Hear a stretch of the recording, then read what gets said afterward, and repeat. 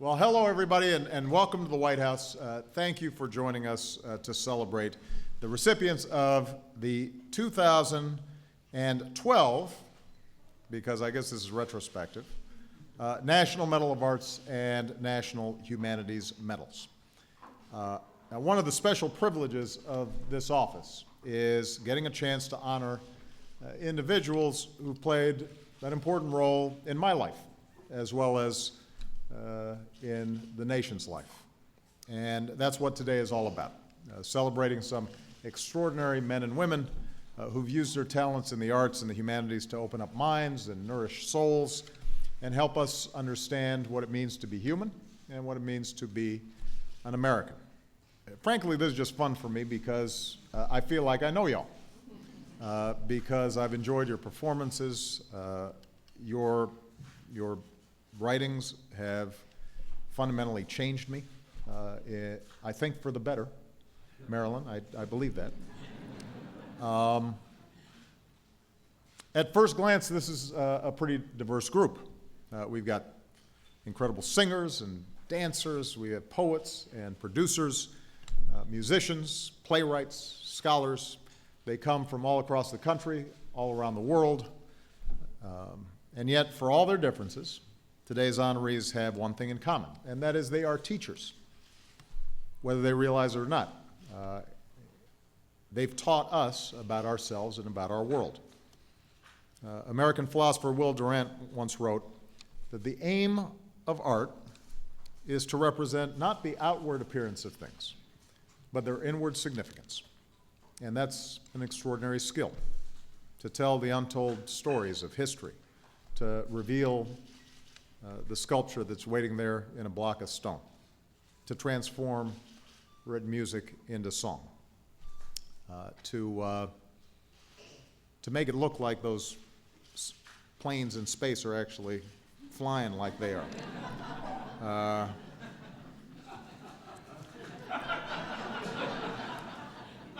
I'm just saying, I remember when I first saw Star Wars, there's a whole generation that thinks special effects always look like they do today. But it used to be you'd see like the string on the little model spaceships. Anyway, I'm being led astray.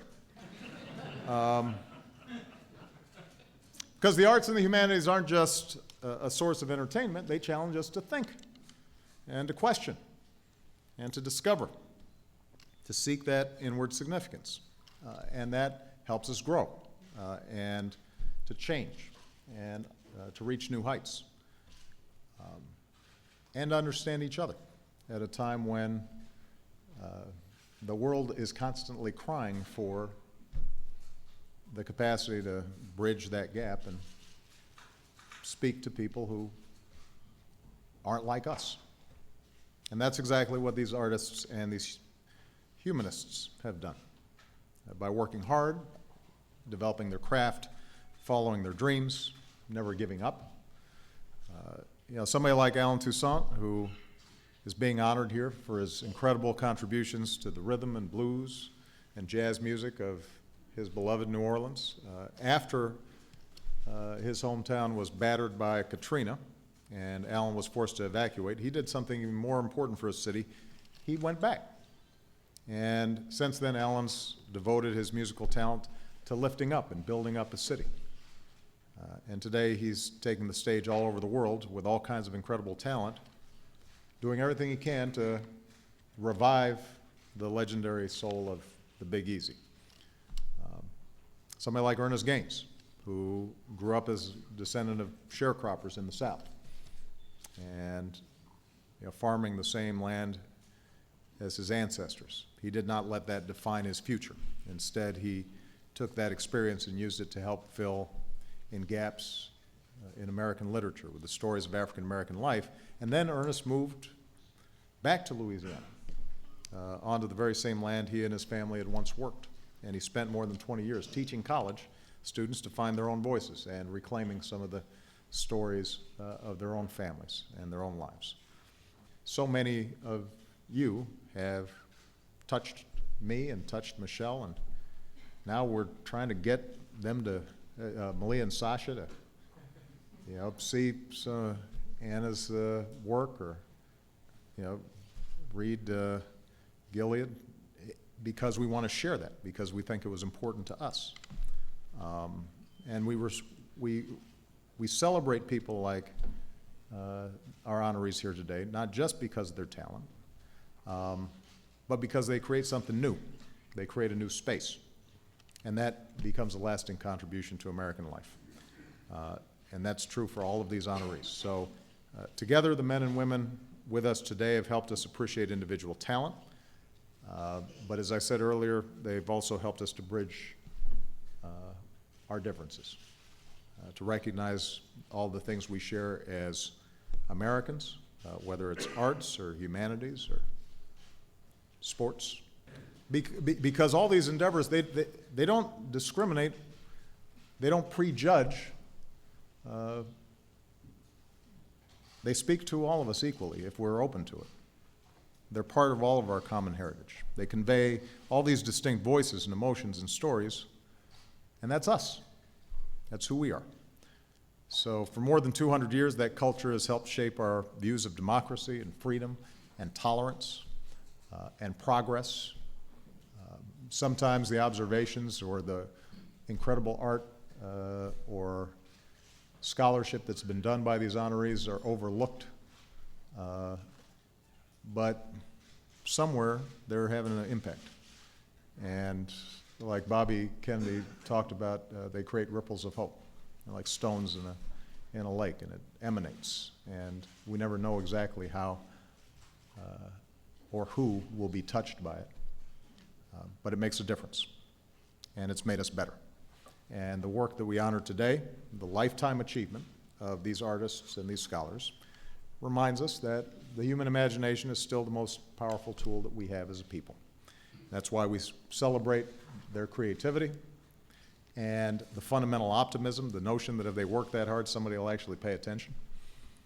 And that's why we have to remain committed to the dreamers and the creators and innovators who fuel that progress and help us light the way ahead. Because our children, our grandchildren deserve to grow up in a country where their dreams know no bounds and their ambitions extend as far as their talents and hard work can take them. And it's important that they have examples, people who've carved out a path for them. So I want to thank today's honorees for doing their part to foster that spirit, to enrich our entire nation. Every one of them has helped us see beyond outward appearances and appreciate the significance of what's within. And for that, we are incredibly grateful.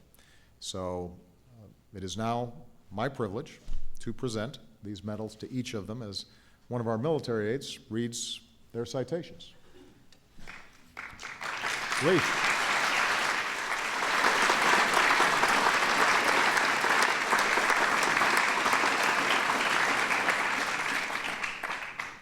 The National Medal of Arts recipients: Herb Alpert.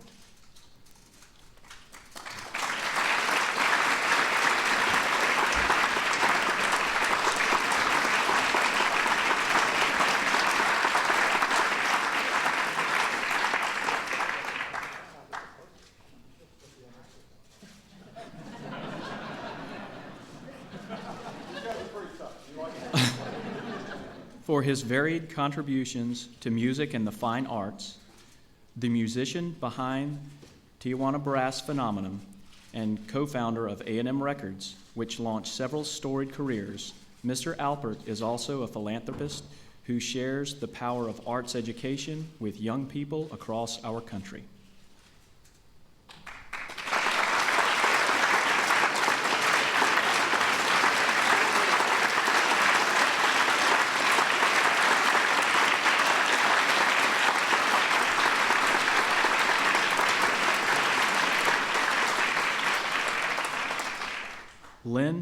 Arison.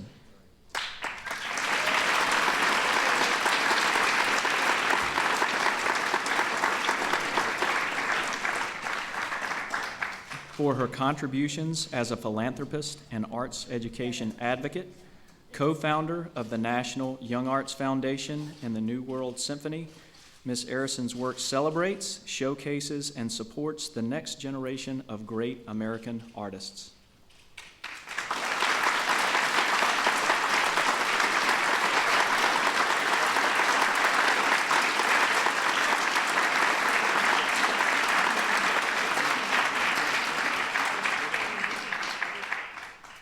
Joan Myers Brown.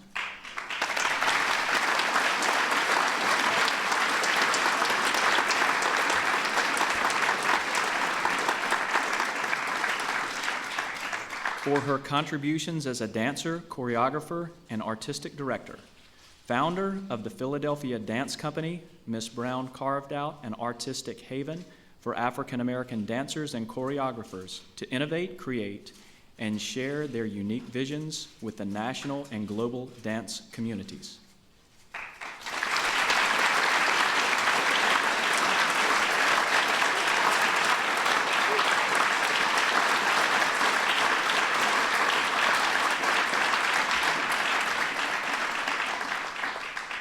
Renee Fleming.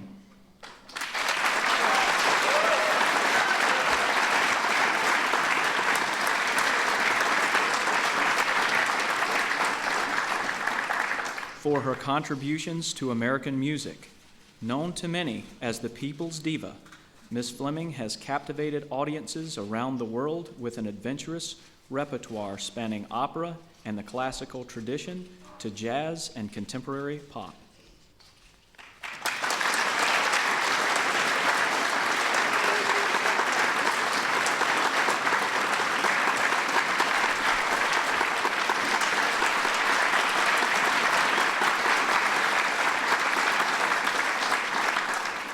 Ernest J. Gaines.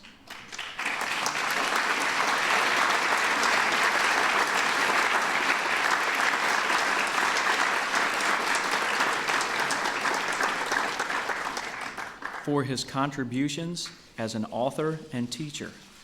Drawing deeply from his childhood in the rural South, his works have shed new light on the African American experience and given voice to those who have endured injustice.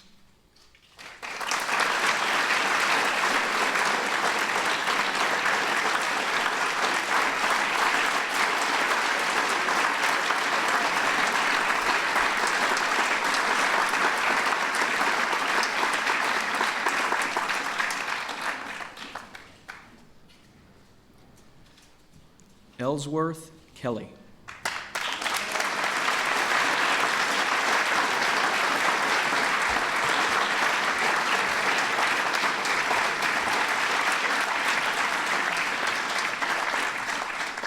For his contributions as a painter, sculptor, and printmaker, a careful observer of form, color, and the natural world, Mr. Kelly has shaped more than half a century of abstraction and remains a vital influence in American art.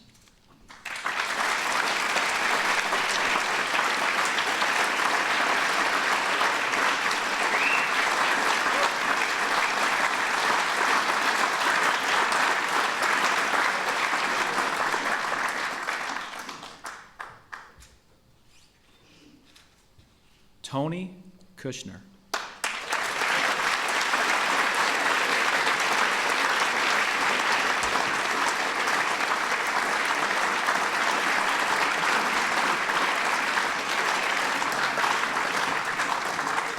For his contributions to American theater and film, whether for the stage or the silver screen, his scripts have moved audiences worldwide, marrying humor to fury, history to fantasy, and the philosophical to the personal.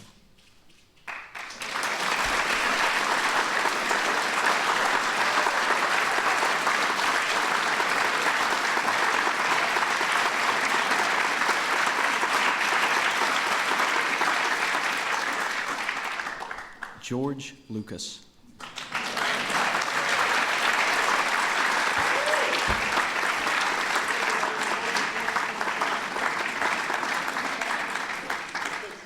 For his contributions to American cinema.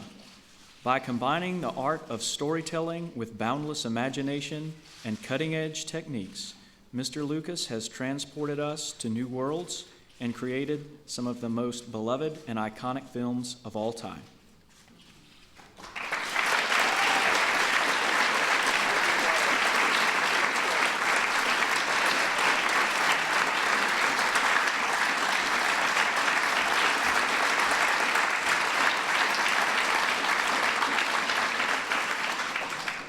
Elaine May.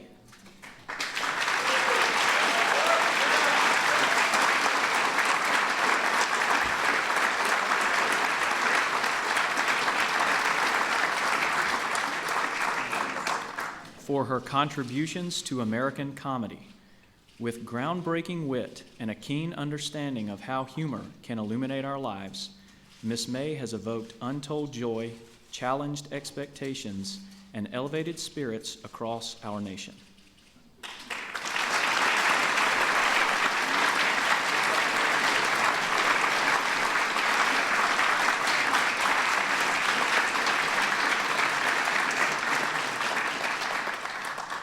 Laurie, Olin.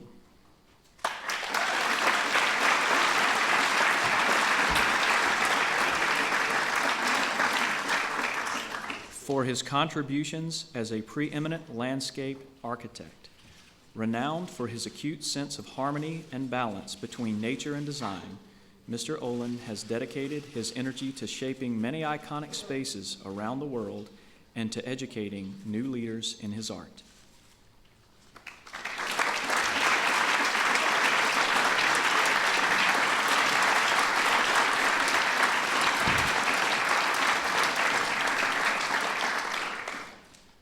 Toussaint.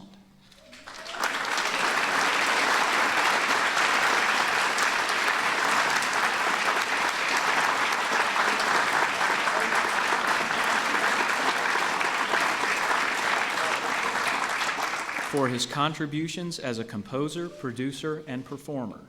Born and raised in New Orleans, Mr. Toussaint has built a legendary career alongside America's finest musicians, sustaining his city's rich tradition of rhythm and blues and lifting it to the national stage.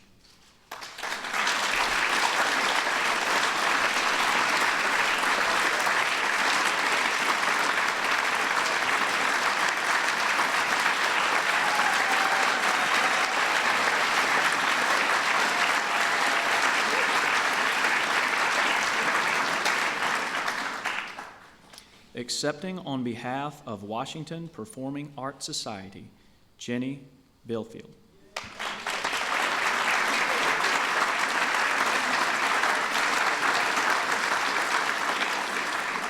For bringing world-class performances to our nation's capital, from concert hall premieres to in-school workshops, Washington Performing Arts Society has drawn renowned artists to the Washington community and inspired generations of young performers to follow their passions.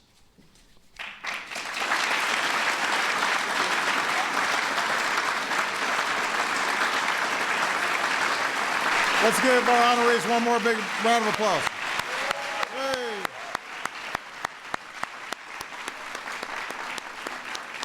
You guys all.